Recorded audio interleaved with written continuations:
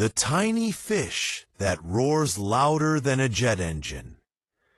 Meet Danionella cerebrum, a fingernail-sized fish that just shattered expectations, and maybe a few eardrums.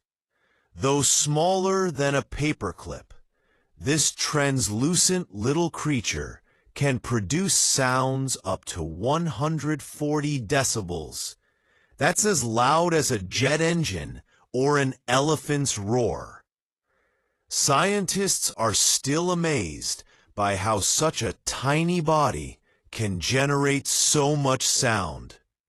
The secret lies in its unique internal mechanism, powerful muscles that snap against its swim bladder like a built-in drum, creating shockingly loud pulses underwater.